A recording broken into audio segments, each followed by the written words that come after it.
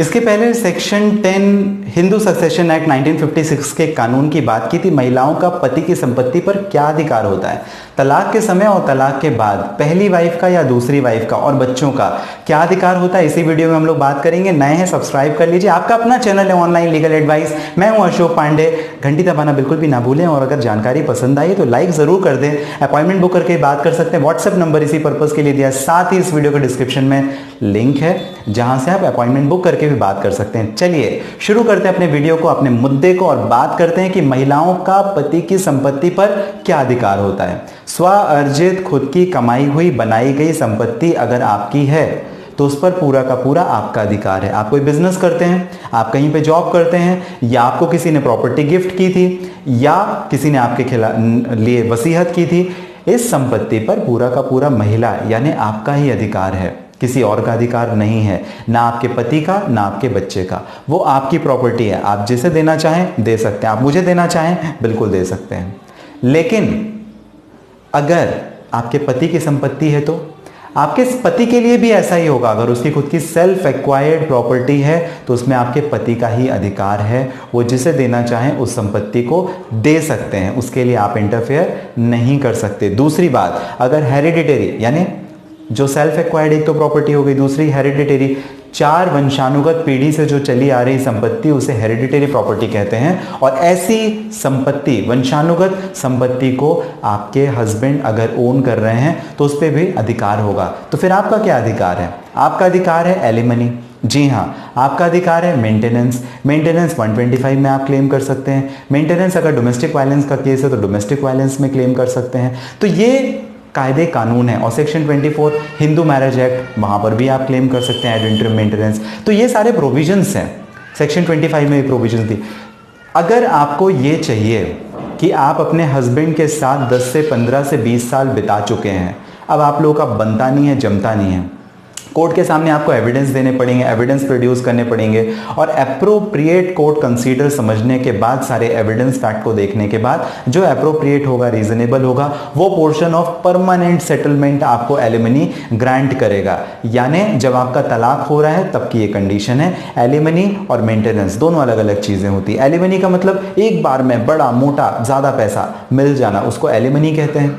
और मेंटेनेंस का मतलब हर महीने के खर्च तो होते हैं, खाने के, पीने के, दूध के, बाकी कपड़ों के और बाकी सब, तो ये जो खर्चा है उसे मेंटेनेंस कहा जाता है। तो मेंटेनेंस और एलिमनी अलग अलग है। मेंटेनेंस का भी आपका राइट है, एलिमनी का भी आपका राइट है। लेकिन एलिमनी जो आप क्लेम करेंगे वो फाइनल सेटलमेंट होता है, वो डिपेंड करता है कि आपके हस्बैंड की अर्निंग कितनी है, वो डिपेंड करता है आपके हस्बैंड के एसेट्स कितने हैं, प्रॉपर्टी कितनी है, और उनके पास में क्या क्या और सिक्योरिटीज हैं। तो उन सारी चीजों को कंसीडर करके कोर्ट डिटरमाइन करती है कि कितनी एलिमनी वाइफ को मिलनी चाहिए at the time of divorce.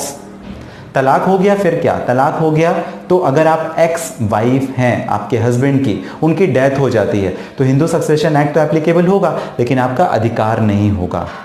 अगर आपका तलाक हो गया, तलाक के बाद आपके पति की संपत्ति पर आपका अधिकार नहीं होगा, लेकिन बच्चों का अधिकार होगा। जी हाँ, बच्चों का अधिकार होगा। बच्चों की रिस्पॉन्सिबिलिटी ये होगी कि वो पति के मरने के, गुजरने के बाद में पिता की संपत्ति पर क्लेम कर सकें। नहीं भी करेंगे तो हिंदू सक्सेशन एक्ट 1956 के हिसाब से अगर पिता ने उस समय कोई वसीयत या विल नहीं बनाई थी तो वो प्रॉपर्टी खुद बच्चों के नाम पर आ जाएगी। कई बार ऐसा होता है कि पति ने दूसरी शादी कर ली, पहली शादी को तलाक नहीं दिया, या तलाक दे दिया और दूसरी शादी कर ली, तो मतलब वो तो अब वाइफ हो गई, तो अब आपका अधिकार नहीं होगा क्योंकि आपका तलाक हो गया है। जो दूसरी बीवी है उसका अधिकार, उसके बच्चों का अधिकार और आपके बच्चों का अधिकार उस संपत्ति पर रहेगा जो सेल्फ एक्वायर्ड प्रॉपर्टी, इंटेस्टेट प्रॉपर्टी आपके हस्बैंड की है, जहां पर डॉक्यूमेंटेड नहीं हुआ, यानी गिफ्ट नहीं किया पति ने किसी और को, या वसीयत नहीं बनाई किसी और के नाम पे, तो ये जो संपत्ति है ये आपके बच्चों को भी मिलेगी, सेकेंड वाइफ जो दूसरी पत्नी थी उसको भी मिलेगी, उसके बच्चों को भी मिलेगी। क्लियर है? लेकिन कई बार शादी के बाद पहली पत्नी से तलाक नहीं हुआ, समझिए आप बात को, पहली पत्नी से तलाक नहीं हुआ, दूसरी शादी कर ली, तो जो दूसरी शादी की है पहली पत्नी के रहते हुए वो नल एंड वॉइड है, उसकी तो कोई कानूनी मान्यता है नहीं। तो इस वजह से जो बच्चा होगा दूसरी बीवी से उसका अधिकार तो बनेगा प्रॉपर्टी पर, बस उस औरत का पति की संपत्ति पर कोई अधिकार नहीं बनेगा, क्योंकि दूसरी शादी थी तो वो पति ही नहीं कहलाएगा। इस कंडीशन पे भले ही लड़ाई झगड़ा चल रहा था, दोनों अलग अलग रह रहे थे, लेकिन पहली पत्नी वापस एग्जिस्ट में आएगी, वापस से पहली पत्नी क्लेम करेगी और जो इंटरस्टेट प्रॉपर्टी है उस पर पहली पत्नी का पूर्णतः पूरा अधिकार होगा कानूनी तौर पर।